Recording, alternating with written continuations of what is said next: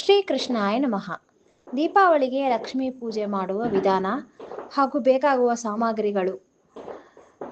ಸರ್ವಮಂಗಳ ಮಾಂಗಲ್ಯೆ ಶಿವೆ ಸರ್ವಾರ್ಥ ಸಾಧಕೆ ಶರಣ್ಯೆ ತ್ರಯಂಬಕೆ ದೇವಿ ನಾರಾಯಣಿ ನಮೋಸ್ತುತೆ. ದೀಪಾವಳಿ ಸಮಯದಲ್ಲಿ ಏಕೆ ಲಕ್ಷ್ಮೀ ಪೂಜೆ ಮಾಡುವುದೆಂದು ಮೊದಲು ತಿಳಿಯೋಣ. ಉತ್ಥಾನ ಏಕಾದಶಿಗೆ ಮಹಾವಿಷ್ಣು ಹೇಳುತ್ತಾರೆ. ಅದಕ್ಕೆ ಮುಂಚಿತವಾಗಿಯೇ 10 ದಿನಕ್ಕೆ ಮುಂಚಿತವಾಗಿಯೇ ಲಕ್ಷ್ಮೀದೇವಿ ಹೇಳುತ್ತಾಳೆ.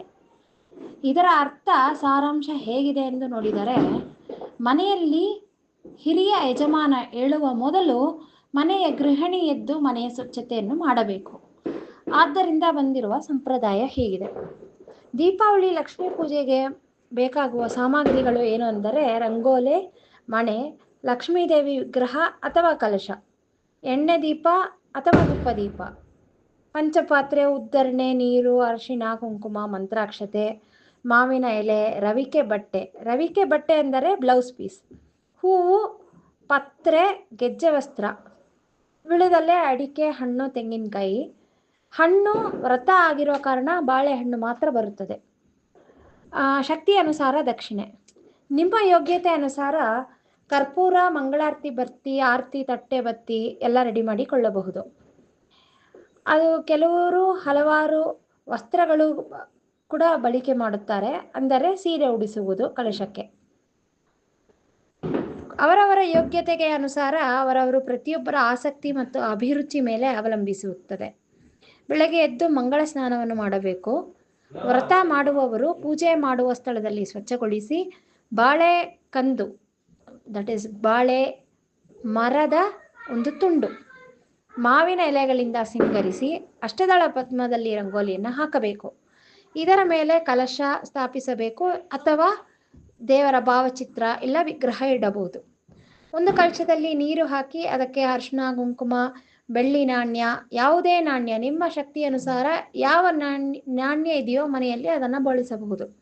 ಹೂವು, ಕಲಶದಲ್ಲಿ ಎಲೆಯನ್ನು ಇಟ್ಟು ನೀವು ಸಾಧಾರಣವಾಗಿ ವರಮಹಾಲಕ್ಷ್ಮಿ ಪೂಜೆ ಮಾಡೋ ಅಷ್ಟು ಆಡಂಬರ ಬೇಡ. ನಾರ್ಮಲ್ ಕಲಶ ಸ್ಥಾಪನೆ ಮಾಡಿ ಪೂಜೆ ಹೇಗೆ ಮಾಡಬೇಕೋ ಷೋಡಶೋಪಚಾರ ಪೂಜೆ ನೀವು ಶಾರ್ಟಾಗಿ ಮಾಡ್ಬೋದು. ಏನೇನು ಇದೆಯೋ ನಿಮ್ಮ ಹತ್ರ ಒಡವೆ ಶಕ್ತಿ ಅನುಸಾರ ಹಾಕ್ಬಿಟ್ಟು ಈ ಕಲಶಕ್ಕೆ ಲಕ್ಷ್ಮೀ ದೇವಿಯನ್ನು ಆವಾಹನೆ ಮಾಡಿ ಕಲಶಕ್ಕೆ ಪೂಜೆ ಮಾಡಬೇಕು.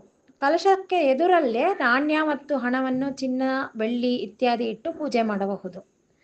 ಪೂಜೆಯ ವಿಧಾನ ಹೀಗಿದೆ. ಪೂಜೆಯ ವಿಧಾನವನ್ನು ಸರಳವಾಗಿ ವಿವರಿಸುತ್ತೇನೆ ನಾನು.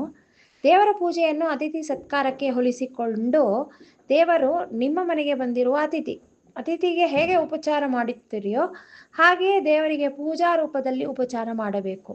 ಮೊದಲು ಸಂಕಲ್ಪ ಮಾಡಿ ನಂತರ ಧ್ಯಾನ ಮಾಡಿ ದೇವರನ್ನು ಆವಾಹನೆ ಮಾಡುವುದು. ಸಂಕಲ್ಪ ಅಂದರೆ ನಿರ್ಧಾರ, ನಿರ್ಣಯ, ಚಿತ್ತ. ಈ ದಿನ ಈ ಪೂಜೆ ಮಾಡುತ್ತೇನೆ ಎಂದು ನಿರ್ಧಾರ ಮಾಡುವುದು ಒಂದು ಸಂಕಲ್ಪ.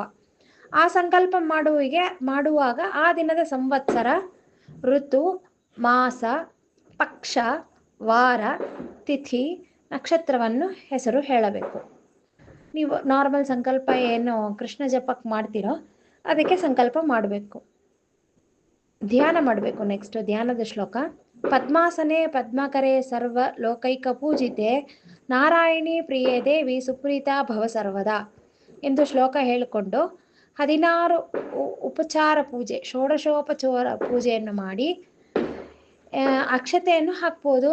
ತಿಳಿದವರು, ಮನೆಯ ದೊಡ್ಡವರು ಸ್ತ್ರೀ ಸೂಕ್ತ ಪಾರಾಯಣ ಮಾಡಬಹುದು. ಆವಾಹನೆ, ಆಸನ, ಪಾದ್ಯ, ಅರ್ಘ್ಯ, ಆಚಮನ, ಸ್ನಾನ, ಗೆಜ್ಜೆ ವಸ್ತ್ರ, ಹರಿದ್ರ ಕುಂಕುಮ, ಪುಷ್ಪಮಾಲ, ಅರ್ಚನೆ, ಅಷ್ಟೋತ್ತರ, ಅದರ ಸಹಿತ ನೀವು ಲಕ್ಷ್ಮೀ ಶೋಭಾನೆ ಪೂಜೆ ಹೇಳಿಕೊಳ್ಳೋದು ಇನ್ನೂ ವಿಶೇಷ. ಧೂಪ, ದೀಪ ಬೆಳಗೋದು, ನೈವೇದ್ಯ, ತಾಂಬೂಲ ಅಂದರೆ ನಿಮಗೆ ವಿಳ್ಯದೆಲೆ, ಅಡಿಕೆ, ತೆಂಗಿನಕಾಯಿ, ಬಾಳೆಹಣ್ಣು ಸಹಿತ ದಕ್ಷಿಣೆ ಇಡಲೇಬೇಕು.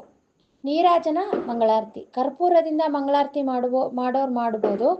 ಇಲ್ಲ ತ್ರಿವರ್ತಿ, 5 ವರ್ತಿ, ಆಮೇಲೆ ಎಷ್ಟು ವರ್ತಿ ಬೇಕಾದ್ರೆ ನೀವು ಯೂಸ್ ಮಾಡ್ಬೋದು. ನೆಕ್ಸ್ಟ್ ನಮಸ್ಕಾರ, ಪ್ರದಕ್ಷಿಣೆ ಮಾಡಿ ದೇವರಿಗೆ ಸಾಷ್ಟಾಂಗ ನಮಸ್ಕಾರ ಮಾಡ್ಕೋಬೇಕು. ಪ್ರಾರ್ಥನೆ, ನಿಮಗೆ ಏನು ಮನಸ್ಸಲ್ಲಿ ಏನು ಅಪೇಕ್ಷೆ ಇದೆಯೋ ಮಾಡಿಕೊಂಡು ಸರ್ವಮಂಗಳ ಮಾಂಗಲ್ಯೆ ಶಿವೆ ಸರ್ವಾರ್ಥ ಸಾಧಿಕೆ ಶರಣ್ಯೇ ತ್ರಯಂಬಕೆ ಗೌರಿ ನಾರಾಯಣಿ ನಮೋಸ್ತುತೆ ಎಂದು ಪ್ರಾರ್ಥನೆ ಮಾಡಿಕೊಂಡು ಪೂಜೆಯ ನಂತರ ದೇವರು ಅನುಗ್ರಹಿಸುವ ಅರಿಶಿನ ಕುಂಕುಮ ನೈವೇದ್ಯವನ್ನು ಪ್ರಸಾದ ರೂಪವಾಗಿ ಸ್ವೀಕಾರ ಮಾಡಬಹುದು.